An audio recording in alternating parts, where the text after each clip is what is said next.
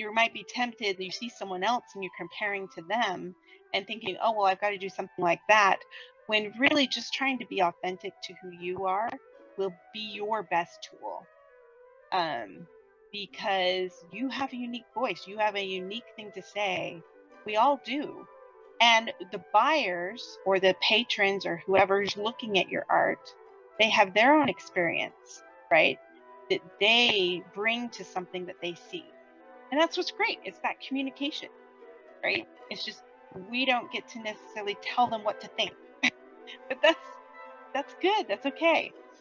You know, that's what makes the art world wonderful. Welcome to the BoldBrush Show, where we believe that fortune favors the bold. Brush. My name is Laura Orango-Bayer, and I'm your host. For those of you who are new to the podcast, we are a podcast that covers art marketing techniques and all sorts of business tips specifically to help artists learn to better sell their work. We interview artists at all stages of their careers, as well as others who are in careers tied to the art world in order to hear their advice and insights. To kick off Season 8, we sat down with Brienne Brown, a plein air painter with a love for both oils and watercolor. Brienne shares her journey from a career in the sciences to becoming a full-time artist, explaining how her background in science has helped her art and teaching. She also discusses the importance of finding one's artistic voice through consistent practice, comparing it to developing your own handwriting. She also described her transition from oils to watercolor and her introduction to plein air painting, which became one of her main callings. She also tells us about her sales strategies, emphasizing the importance of connecting with people and how authenticity is your greatest sales tool. We also talk about the supportive nature of art communities, seeking out small business classes, and the need to focus on personal fulfillment and authenticity rather than just financial success or pleasing others. Brienne also shares her advice for those seeking to become full-time artists, including the importance of improving their craft, networking, and finding supplemental income streams.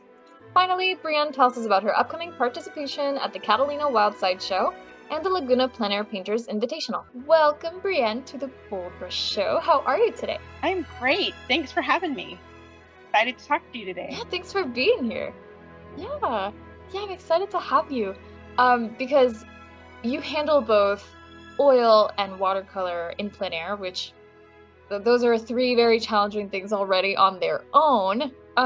So I think it's very commendable and amazing that you do those. And also your plein airs are gorgeous. So of course I had to have you on to discuss how you got there, and then discuss your influences and all of the beautiful things that come with being an artist. But before we dive into that, do you mind telling us a bit about who you are and what you do? I would love to, yes.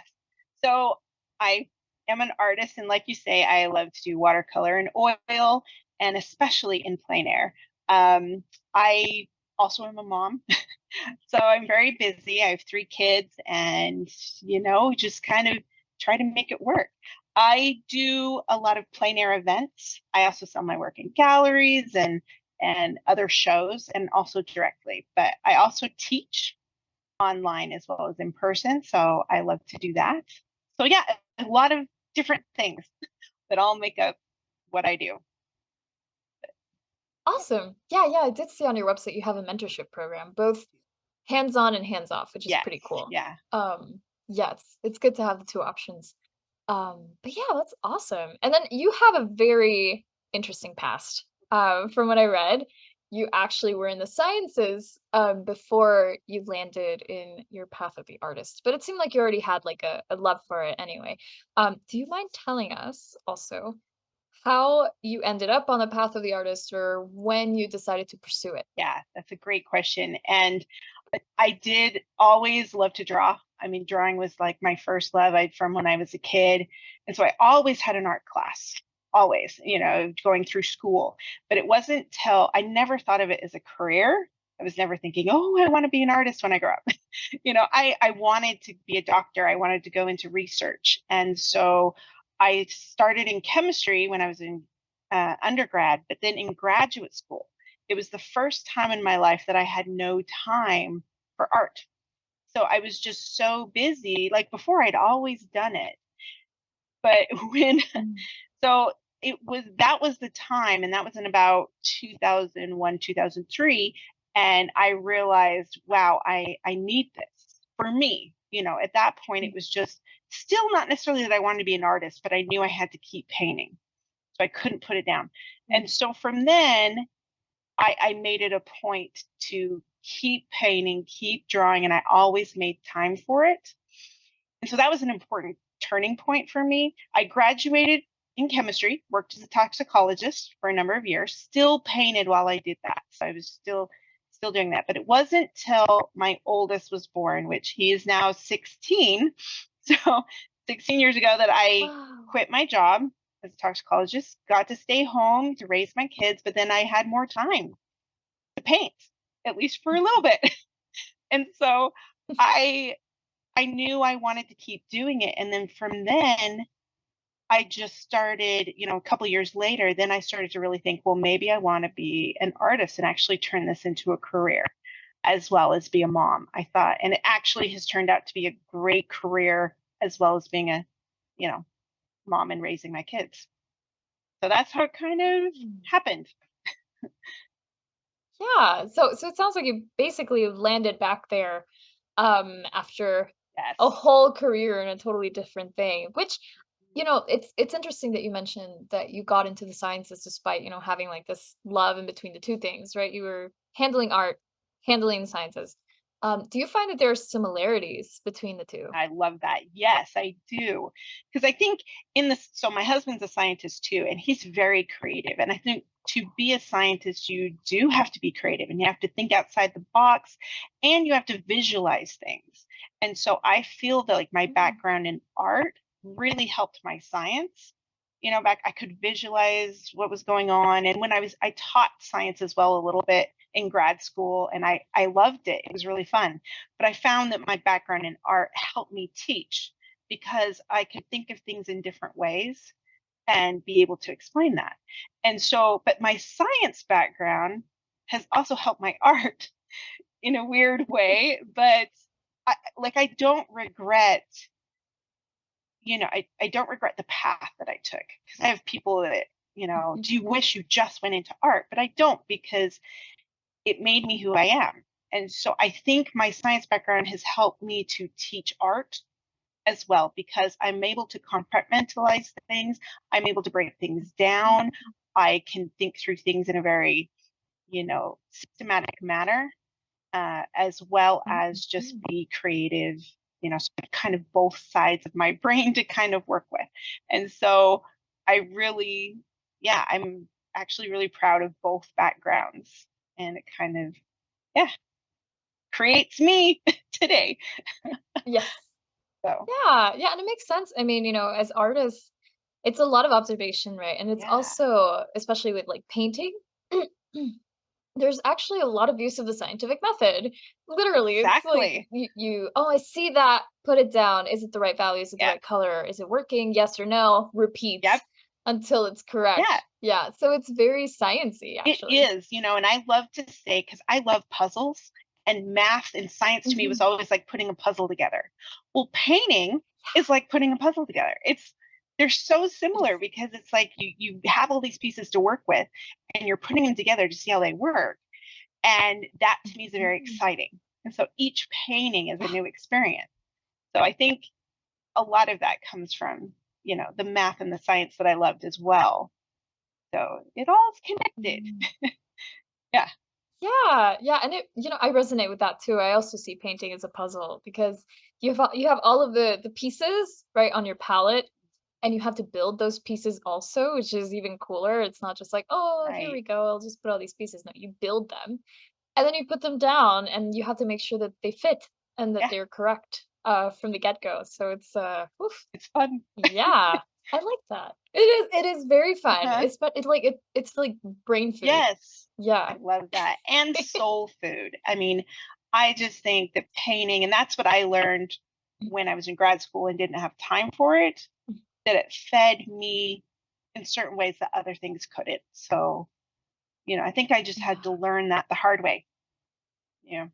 Mhm, But mhm. So did you find that, doing only science kind of made you feel like you were like one side of you was languishing yeah. a lot, like you needed Yeah, got I it. think so. Oh, And, that's interesting. I've had people ask me, do I miss the science? I do in a way, but yeah, I love to read about it. So I'll go and I can read about different studies, and I think that's fascinating, but I don't have to do the research. Mhm. Like, I don't know if I necessarily miss all of that. I just love what I do today. So life just took me down the right Yeah. path. Yes. Yeah. And I love that earlier you said you don't regret your life as it's happened. I think it's very beautiful to have that because also I think it's very funny that you had your career as a scientist and your hobby as a Right. painter, and then they Yeah. switched. Yeah. Exactly. And you just have science as your Yep. hobby. I just find it's fun to read, and it's fun to listen to different Hmm. things about what's going on. But Yeah. yeah, I did. I switched. I flip Fascinating. flopped. All good. Yes. Yeah. And now that you've been painting for quite some time, how have you found your artistic voice? And how do you recommend others can find theirs? Yeah, that is great. I think the way a lot of it just comes down to continual practice. And I know we hear this all the time, and I heard it when I was doing it. And a lot of sometimes it would roll my eyes. Yes, I know. Okay, practice. But it is true. It's kind of like handwriting, the way I look at it. Your style will develop. It's like when you write, the more and more you write, the more and more your handwriting is cemented and you have your own way of doing it. Well, Mm, painting is the same way. We learn from different places, but then the more and more you practice it and the more and more you do it and more consistently, you develop your own handwriting, you develop your own style. And so it just really comes down, you've got to put the miles on the brush. It's basically, it's good to learn, it's good to learn theory. I love art theory. I love all of that. But you could develop your own style by the continual practice. So it's not sexy, but there you go. But but yeah, no, it makes sense. I like that you compare it to like mileage because it is. yeah, It's a long journey, and I like the comparison to handwriting as well. Because I mean, we all write the same letters, but we have our own way of writing them. You can yeah, recognize someone by their handwriting. yeah. Yeah. And you can start to, I Yeah. can, I work with many students, and the more I've worked with them, I can tell their paintings just by looking at the painting. I mean, already, even though they're still Mhm. learning, they have a style about them. Now, we may want to develop Right. that style and improve, but you already have a style. So I think that's one thing not to focus too much on. That will come, but it's really just putting in that time. Yeah. Yeah. Yeah. Allowing yourself to experiment and stuff. Yes. Yes. Very important. Yeah. And then I wanted to ask you also because actually a couple things because I'm very curious. Did you start with watercolor or did you start with oils or what did you start with? Yeah. Great. No, I started with charcoal, I guess, and drawing stuff. So I Okay. started with drawing, but when I started painting, Mhm. I started with acrylic and oil. So I didn't do watercolor until later. I started watercolor after college, just kind of dabbling with it. I took a class here and there, had no idea what I was doing. Um, but I focused on watercolor when my oldest was born. So it was really just a practical decision that I just thought it would be less toxic, less like, leaving brushes around. That was really my only decision. And so I focused on watercolor. Mm. So 16 years ago is when I started to really focus on it, put my oils away. And I started bringing oils back, I would say about 6 years ago. Um, so that's kind of, so yeah, I started with oil and then went to watercolor and now brought oil back too. Yeah, I was just very curious because I think I've seen a lot of cases where there are watercolorists, but they don't. If they start with watercolor, I'm like, oh my gosh, wow, Yeah, you start with the tough stuff. But I do find that oils and acrylics are very good base to work with watercolor for sure. yeah, Um, but it's really awesome that you also thought about that non-toxic aspect because yeah, oils do have that side of them that is unfortunate, yeah, of them being a little bit dangerous to work with, especially if you're working with heavy metals right, like, cadmium, lead. right. And Yeah, it's so it's good to it's be better safe. now than when I started, I mean, they have better things now. Mhm. But Yes. yeah. So It's Yeah. good. Yeah.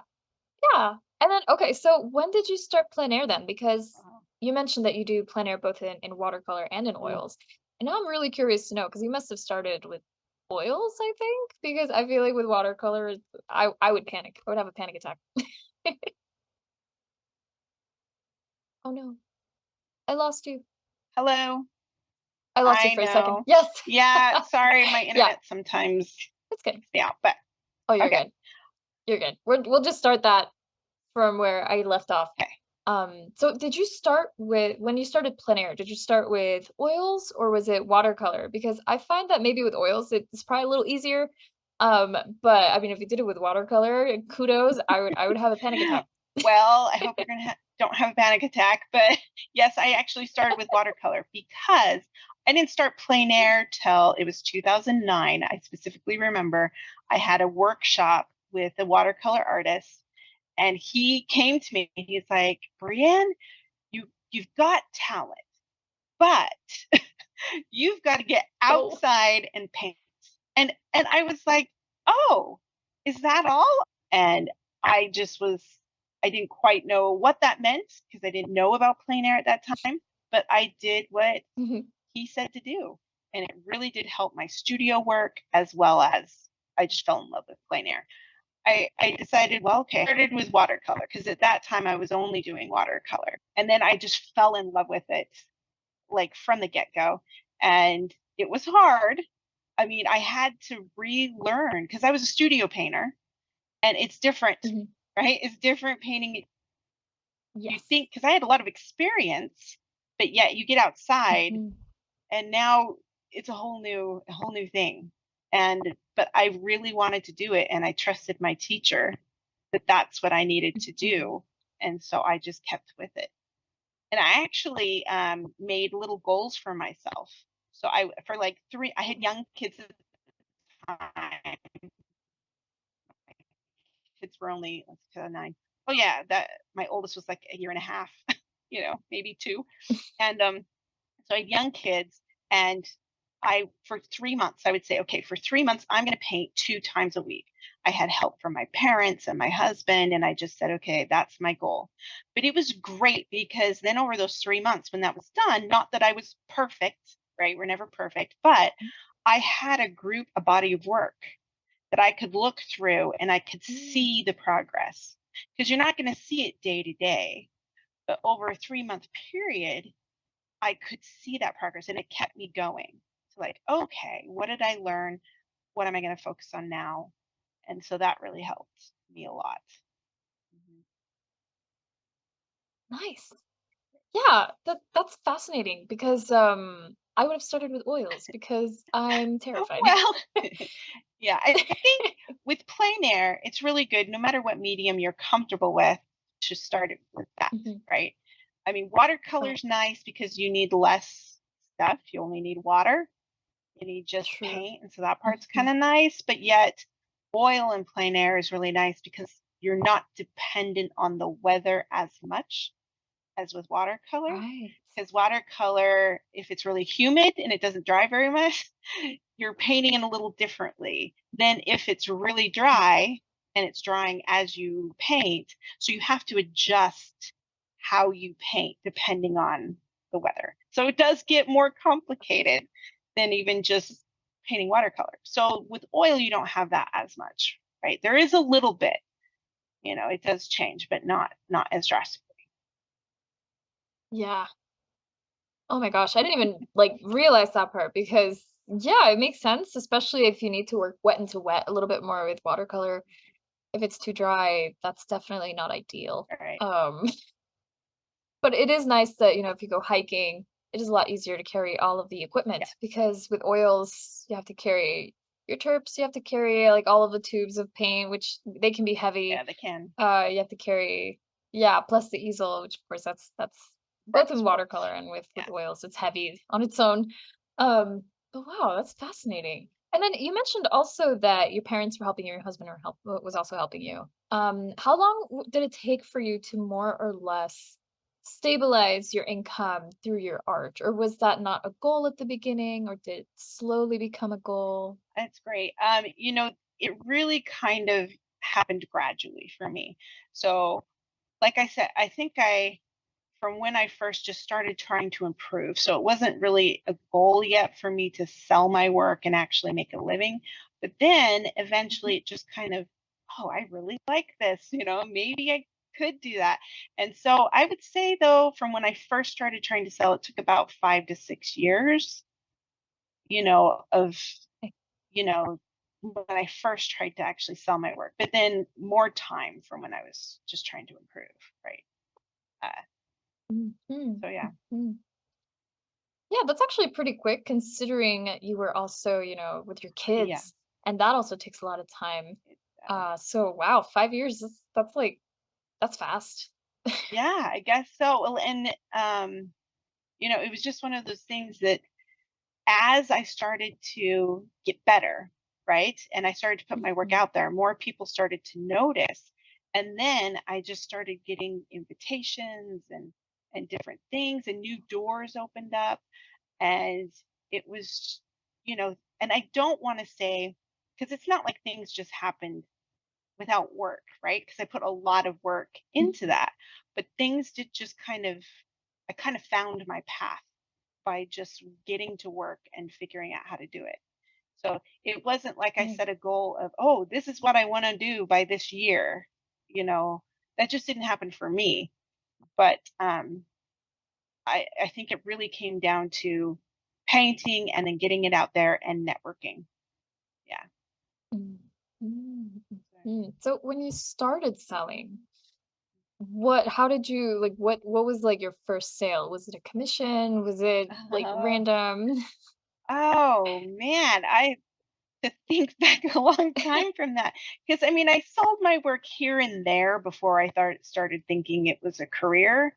Like at a show, like I Mhm, was entering shows, and so I might sell a painting here and there at a show, like a watercolor show or something. Um, but when I first kind of actually got into a gallery, I don't know if it was commission, but actually, I would say my first was the plein air shows. When I did a plein air event, my very first plein air event, which this is going to sound weird. It was my first plein air experience. I didn't tell you this. I mhm, decided to, it was, you just enter it. So it wasn't a juried one, of course, because I hadn't done any. mhm. And I jump in with 2 feet no matter what I do. And so I decided to enter a competition for my first plein air experience. It was really dumb. Oh But wow.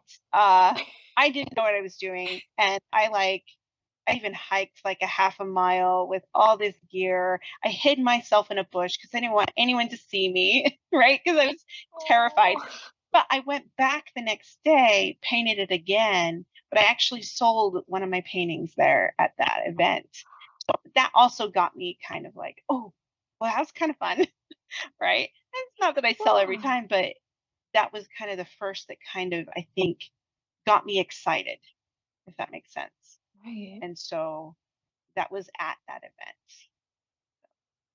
I love that. Yeah, because I mean, I did see that you get invited to a lot of events, and as you mentioned, um, how have you noticed that that has helped you sell? Do you find that like with the events that you go to and all of these things, what for you has been the best tool, best sales tool for you? That's a great question. And really, I had to think about this, but I think the best sales tool is me, which sounds weird. And my husband agrees that that's true. But it's when I went to the events, I got to talk with people and connect with people. And I think that becomes a huge selling point when people get to meet the artist, Mm, they get to see what you've done. So that's why I do well personally at these plein air events because I think people see that and they see that progression, they connect mhm, with you and they get a painting of a place they love. So that for me has been good, but I've had to learn how to do that. Yeah, I think the plein air events have been really helpful for me because plein air at the time when I started, watercolor was not the most common, right? Mostly it's oil. So the plein air world is yep, dominated by oil and then watercolor and then pastel. Now, of course, acrylics in there as well, but in mhm, general, that's what I see. more and more lately, I've seen more and more watercolors. So I think that actually helped my career because I was a little more unique, if that makes sense, Yeah. at the time when I started. And so I think that helped too. Just kind of find a market for myself. Right. Yeah, that is really interesting. Do you find that because I like that you mentioned that you are the best grade, the best sales tool because it's true, when people buy work, they aren't just buying it because of the image, right? They also buy it most of the time because they connect with the artist as well. And they want that little piece to remember them by, along with, liking the painting as Right. well. Um, what do you find is one of the things that you improved on, right, when talking about your work or when trying to sell your work? What is something that helped you sell more, like face to face? Hmm. I think one thing actually, okay, that's a great question. One thing I did, I'm trying to remember when I did it. I don't remember, but I had started trying to sell, and I realized quickly that I wasn't very good at selling art because as an artist, we're taught, I mean, you're taught how to paint. You love what you do, you Mhm. paint what you love, but actually trying to sell your work took something else, and running a business took something else. So I took a community class on business, running a small business, which was actually super helpful for me because it helped me realize that I'm in the business of selling stuff. So, yeah, I'm a businessman, right? I mean, Mhm. yes, I'm an artist, but I'm also trying to sell my work. So that was super helpful. The other thing is just I kept trying to practice at it. When I go to shows, I would go up and talk to people. And a lot of it is just coming down to talking about what you love, which is your work, right? And Yes. so the other thing that was key for me was that I finally realized it wasn't my job to get everybody to like my work because that's impossible, right? You're just not going to, you can't do that, which is good because so many people have different tastes. So many people like different things. They connect with different things. So my job was just to paint what really spoke to me, do the best I could, and then find the buyer that would connect with that. And that just Mhm. helped open up any kind of pressure of like, oh, what should I paint? What will sell? And that kind of things. And it's so tempting to go in that way and think, oh, wait, what's going to sell? No, connect with what you're going to connect with, paint what you love, and the buyer, you will find someone that will connect with that. You just gotta then find them. That's the hard part, right? Well, one hard part, and that's where the marketing comes Yeah. in and understanding your market. So understanding who you're actually trying to sell to, and that is a key thing. So I think the business side is something to learn as an artist. Yeah. Yeah. At BoldBrush, we inspire artists to inspire the world because creating art creates magic, and the world is currently in desperate need of magic.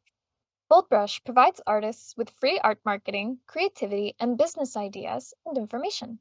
This show is an example. We also offer written resources, articles, and a free monthly art contest open to all visual artists. We believe that fortune favors the bold brush. And if you believe that too, sign up completely free at boldbrushshow.com. That's BoldBrush show.com. The BoldBrush Show is sponsored by FASO. Now more than ever, it's crucial to have a website when you're an artist, especially if you want to be a professional in your career. Thankfully, with our special link, faso.com/podcast, you can make that come true and also get over 50% off your first year on your artist website. Yes, that's basically the price of 12 lattes in 1 year, which I think is a really great deal considering that you get sleek and beautiful website templates that are also mobile friendly, e commerce, print on demand in certain countries, as well as access to our marketing center that has our brand new art marketing calendar. And the art marketing calendar is something that you won't get with our competitor. The art marketing calendar gives you day by day, step by step guides on what you should be doing today, right now, in order to get your artwork out there and seen by the right eyes so that you can make more sales this year.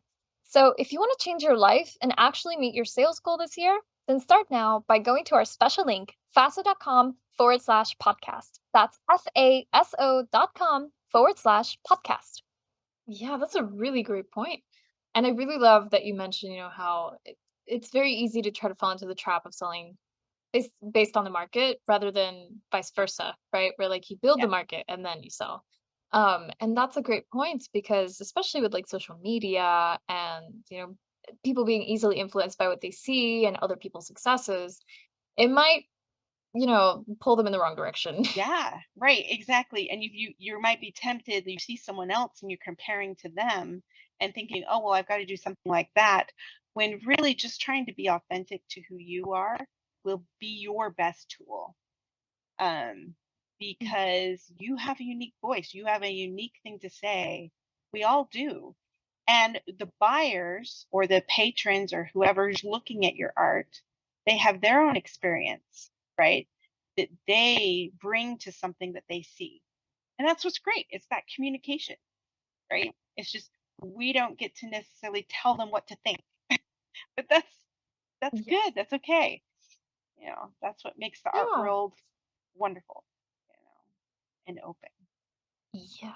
Yeah, and honestly, it's very funny because I think there are some people who have a perspective that there's a lot of competition, and I'm inclined to disagree. Mm, Because there's room for everyone and there's room for every type of taste yeah. under the sun, basically.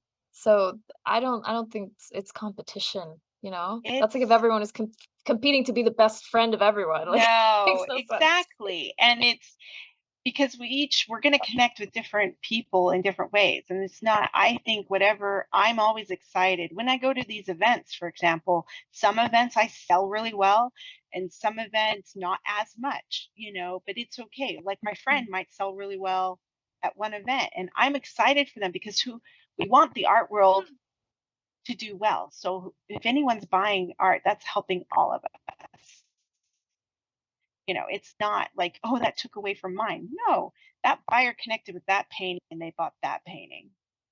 I tend to think of it that way too. I think it's a we help each other and it's a positive world, not a, oh wait, you stole something from me. I don't think we need to do that because there are so many No. people in the world, right? That we can Yeah, connect with. exactly. Yes. Yeah, and I'm pretty sure people have more than enough wall space for more than one painting. I mean, it's not like they just have one wall in their house. That would make no sense. Yeah. Yeah. Yeah, yeah, and like you said too, people I mean, the reason people even buy is it's an emotional reason, right? It doesn't really have much to do with necessarily like the technique of a painting. Maybe some people like technique Right. more than they like the emotional side. So there's room for everyone, and I like that you mentioned it that it when someone buys, it helps all of us, Yeah. right? Because it means that there's a market that's happening. And that's beautiful. That's beautiful. It's very much like help each other up, Yeah. right? Right. When we help someone else, it helps us too. And so we just really want to be supportive. And most artists that I've met, at least the ones I've met, are supportive and kind of have that philosophy. So those are my friends. So yeah. Yeah. Yeah. Yes. Yeah. And that's the type of, friendship that you want to Yeah. have in the first place as well. Because you wouldn't want to have a friend who's always like competing with you and bringing you No. down or like jealous. Like that's not helpful. No. Um, yeah, also because we're all on our own paths, right? And that's also one of the things that I really like about, talking to artists on the podcast is hearing everyone's unique path and how there could be similarities, but they're so unique also that Yeah. I mean, if like one of your paintings, right? That is very unique to you. That is your vision. That is your experience, your lived experience. That's on your canvas. And that's totally different from someone else's. Right. So Right. And it's good. yeah. Yeah. Yeah. And I actually wanted to ask you because I'm always curious about this and I'm happy that I'm asking this question now, and that is who are some of your influences in your work? Yeah. Okay. So some of the historical influences, I guess you could say. I mean, I love John Singer Sargent, Andrew Wyeth, of course. Edward Hopper is probably my favorite. I absolutely love his work, and he's been a big influence on my composition and decisions and stuff like that. Um, and then other like, I would say contemporary artists, I guess, would be. my one instructor that got me into plein air. He, no, you might not know his name, but he's Roland Lee. He's a Utah artist, but he was a big influence on me. And of course, a lot of my teachers beyond that. But I would say also uh, Robert Wade, who is no longer with us, and I never met him, but I have his art books and I used to read them all the time. So he was a huge influence in my work, as well as Mhm. Alvaro Casignet and Joseph Zubovec, which are both watercolor artists. Yeah. Of course. So Yeah. Yeah. And then how have there, because, you know, each of those painters has their own vision as well, yeah. right? And it's good to have multiple influences for that reason too, because being stuck on someone else's vision might cloud your Yeah. own. Um, that makes me wonder too, like when you paint plein air or when you're painting any subject really, what is it that most draws you to a specific subject? What inspires you? Hmm. You know, I think a lot of it has the main things are shape, light and shadow, and I love shapes that are created. I like a variety of shapes, and so I absolutely love composing. I always do a value study before every painting, so I'm always taking the time to make sure I think out. It's like that puzzle that we were talking about. It's like putting those first pieces in, those big shapes in to say, okay, what is it that's really, what am I trying to say here? What am I feeling? Um, but I like all different kinds of subjects. So, for example, I love street scenes. I love painting architecture. That really speaks to me. But I also love nature and pure landscapes. I'm loving that more and more. So, I really have a wide variety of things I love to paint. It really comes down Mhm. to the shapes is what makes me excited, which when most people, it's not, again, probably the most exciting to most people, but for us artists, I think that's what we see and that's what I see. And I'll get so excited. It drives my husband nuts, right? When we're like driving down the road and I'm like, oh, look, I got to take a picture, I got to paint that. And yeah, he doesn't Mhm. understand. Mhm. In fact, he asked me one time, he said, "So, aren't you going to run out of things to paint?" I'm like, absolutely not. I mean, there is endless subjects, endless paintings, and that's why we keep coming back. Yeah. So, Yeah. I mean, I would ask your husband, are you gonna run out of things to yeah, research? Because exactly. it's the same. It is the same thing. Oh, I didn't have that It come is. back. I should have. Well, you can always bring I'll it bring it back if he back. ever mentions Yeah. it again. Yeah. Yeah. Yeah, because it's almost like the more questions you ask, the more questions you get. Yes. Like, and that's how it is with painting as well. Like we're just a different type of exploration and research than like scientific research, Right. right? We're literally researching a place with our Right. eyeballs and with our translating, right, from vision, brain To down to physical in our arm hands. to painting. Yep. Exactly. Exactly, And exactly. the more we know, the more we learn, the more our skills improves, the harder and harder it gets. But that's what keeps us Yeah. coming. It's not like we'll ever get to a level where like, okay, I'm good. I'm good here. No, I hope not. I want to Mhm. continue to improve that, continue to develop. Yeah, Yeah.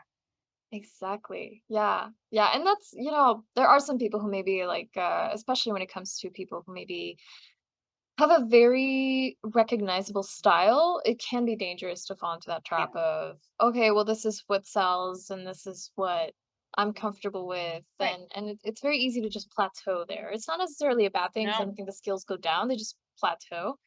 But yeah, I think it's very important to keep being I curious. think it is too. And I think it does come down to, and this is what I tell my students all the time, you really should decide on what are your goals? What are your artistic goals? Because if it is to sell work, that is a piece that you have to to kind of think about, right? And I have no problem with, like you say, sometimes artists, they get to a point, they're selling well, whatever style they're doing right now is working. And I've seen it to where, like you say, they plateau, they're doing the same thing year after year after year. But if that's their goal and if it's working for them, kudos, that's great. right? So I think it really comes down Mm. to why do you do what you do? And then is it fulfilling that, right? So for Yes. me, making money at art is important, but it's not the main thing. So for me, it's Mm. I really enjoy the act of painting, and I want to keep doing that. And so I want to support that. And so that's really my main thing. But if it was just to make money, I might make different decisions. You know what I mean? Because then I Mm. maybe could make more. And I don't think there's anything wrong with that. I think it's just you decide what's important to you and what you need. Yeah. Yes, that's very well said. Yes, I completely agree. Everyone's path is different, and yeah, it's great if someone plateaus, and they're comfortable. I mean, that's wow. Yeah. I mean, to even make a living I out of know. painting is oof, That's mind great. blowing, It's a right? better So job that's than, I don't awesome. know, working at McDonald's or something. I don't know. And I know nothing against that, but Yes. I'm just saying, yeah, No, you know, I it's stressful I for think if sure. you can find something that you love what you do, wow, that's what we all want. I mean, I love my job. When we're out painting and I go to these plein air events and it's hard work. It's not like I have Mhm. people that are like, "Oh, is it like a vacation?" I'm like, "Oh, no."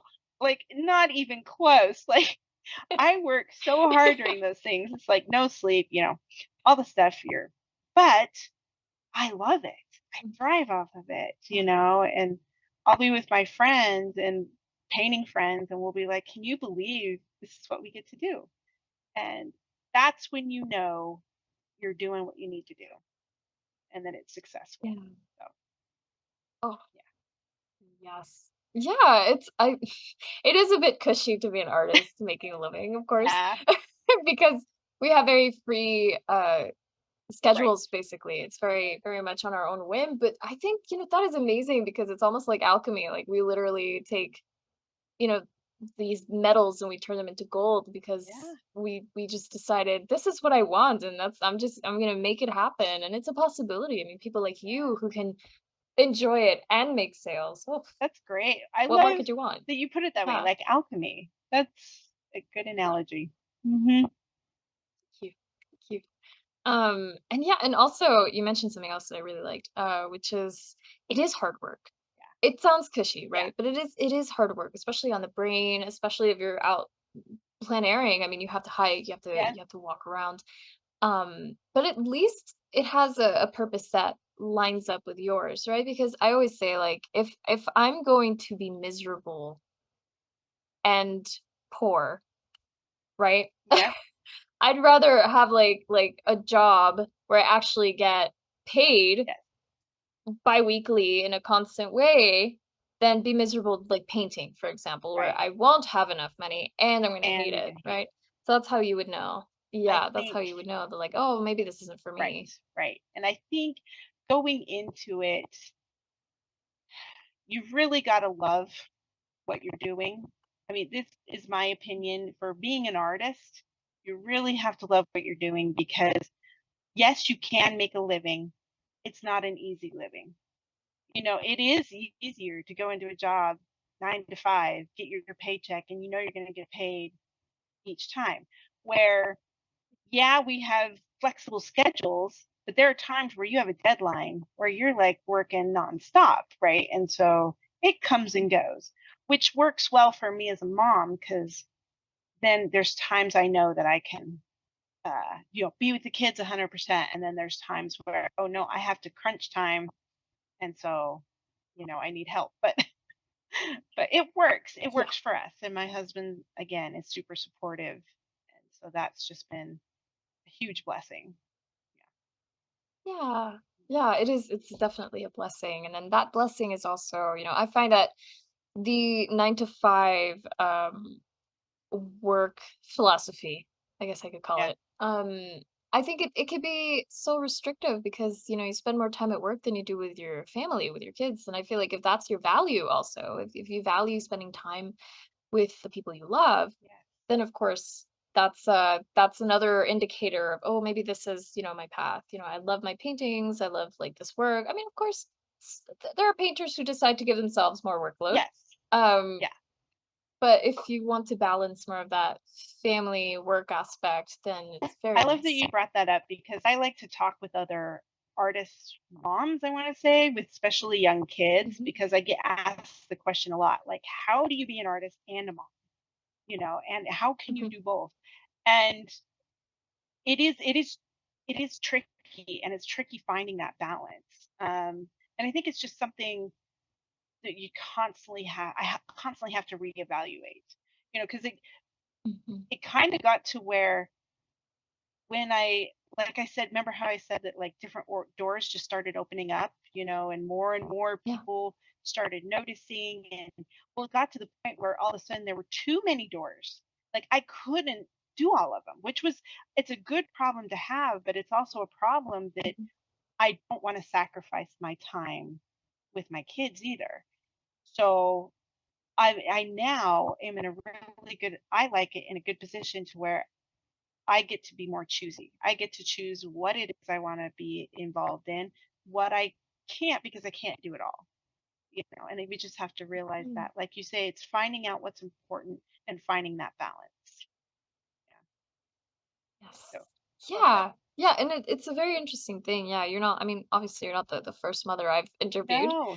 And it is a full-time career as Yeah. well, if you think about it that way. Also, for anyone who's a father, I've also interviewed a lot of father Yes. painters who are like, yeah, I live for my kids, and I also include my kids in my studio and teach them how to paint because they have the interest. So it's I like that it can be busy, and I like that you mentioned, all of these opportunities suddenly you had to start saying no, Hmm. because you had to value your time. That's a great point. And then also, that inclusivity, like you get to be home with your kids, right? It's like a, although I did see that you have your own really cool studio that you built. Yes. That was a blessing for sure. Yeah. We did that Mhm, in mhm. 2019. Well, we finished it in 2019. And it was a blessing because, of course, when the pandemic hit, the next year, we had to turn it into part homeschool because I had to homeschool my Oh, kids too. wow. So it was fortuitous, Yeah. but I love it because I Yes. can close the door, go back to my house, and it's just a separate place, like my workspace. So yes, very nice. Yeah, Yeah. very nice. I Yeah, love it's it. a dream come true for most painters, I think, to have It their own is a studio dream come like true. that. That's definitely what I wanted. So Yes, it is goals. And also I did want to ask a little bit more about business, right?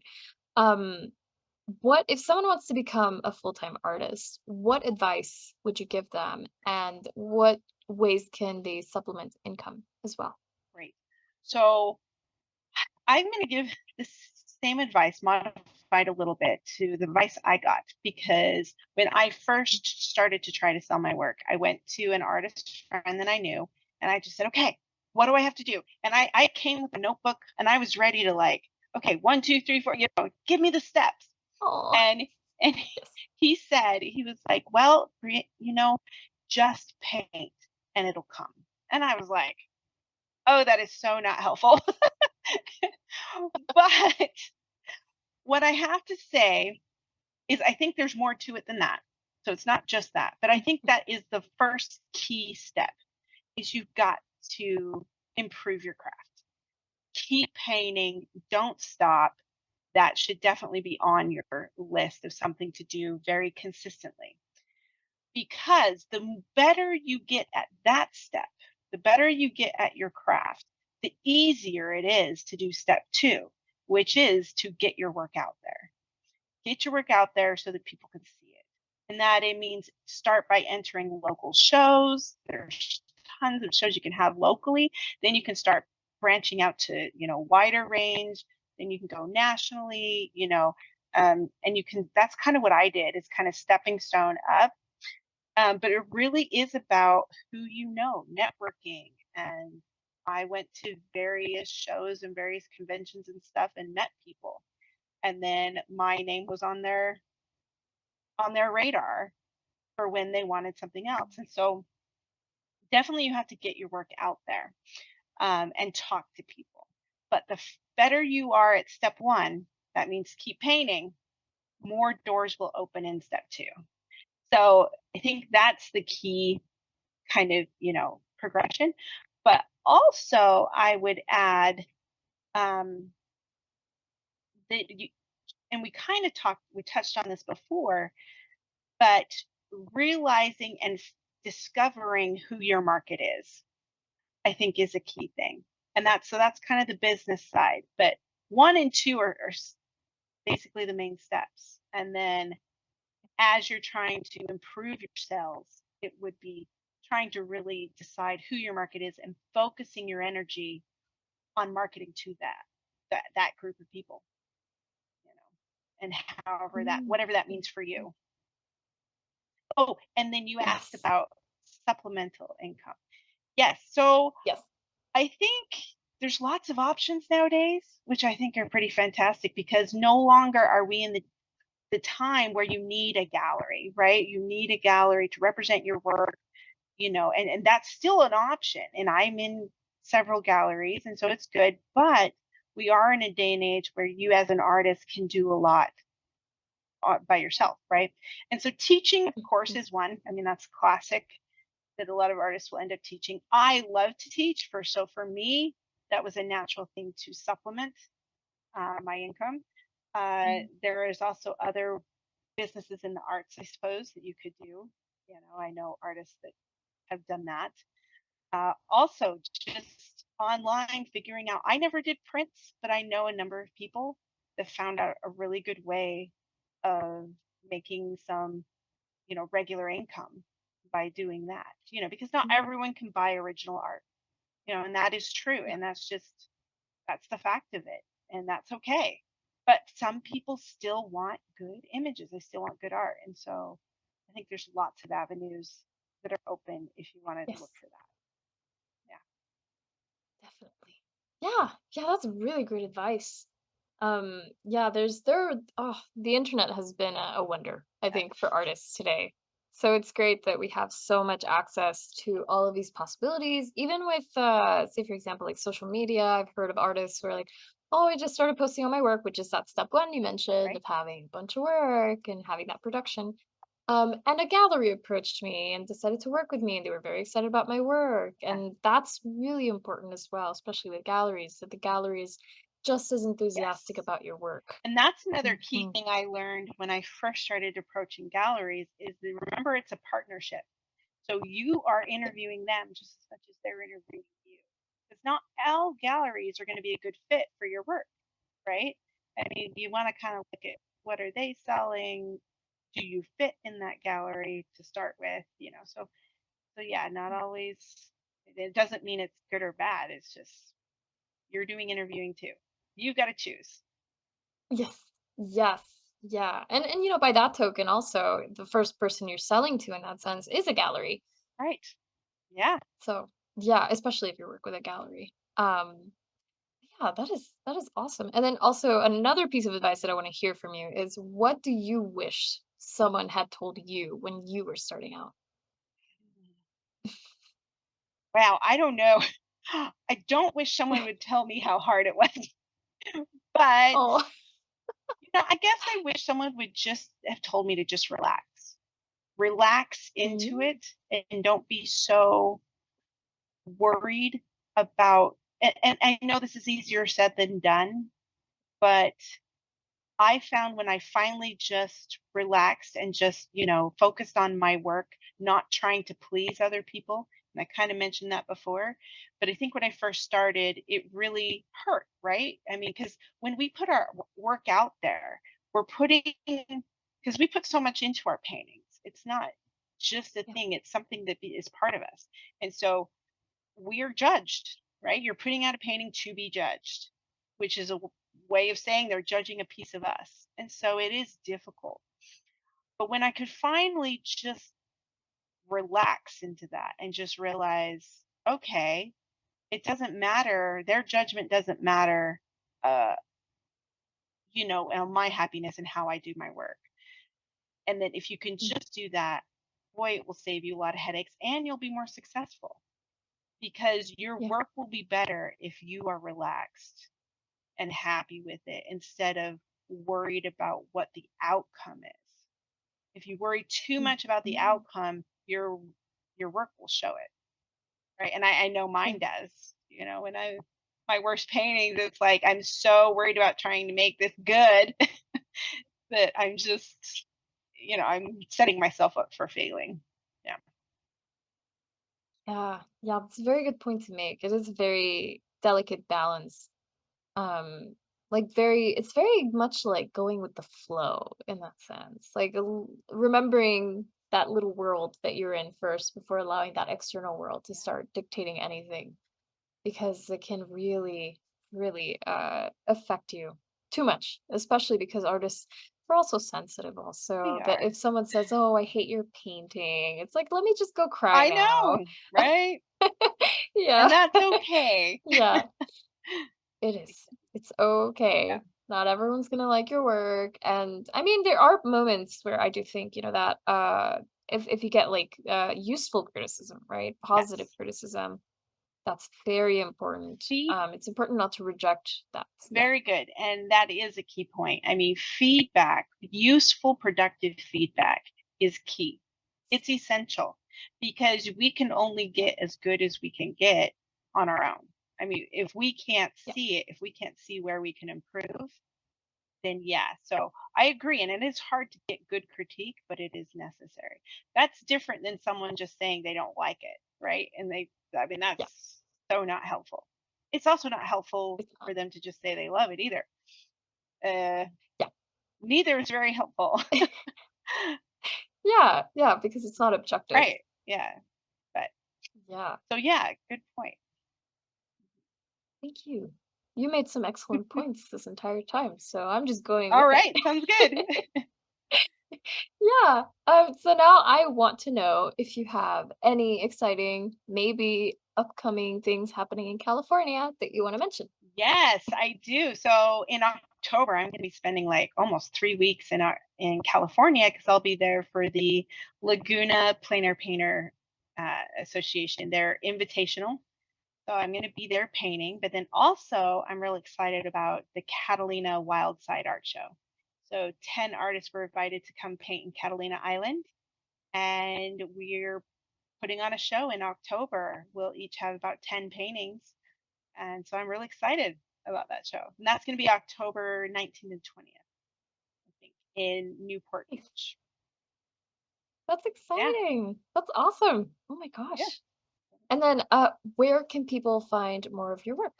So you can find it on my website, which is briennembrown.com. Also, my Instagram handle is just Brienne M. Brown Artist. And yeah, and I also teach. So my teaching website for anyone who's interested is travelingcolorsstudio.com. So you can also get Perfect. through my website, but yeah, Yes. Yes. And your social media, of and my course. social media Yes. too. Yeah. Yeah. Well, awesome. Thank you so much, Brienne, for all of your excellent Oh, advice. you're I will be welcome. taking a lot of that advice. Oh, you're welcome. It was really good. It was fun to Yeah. talk with you and Yes. get to learn some new points from you too. Yeah. Yeah. This is great. Thank you. You're welcome.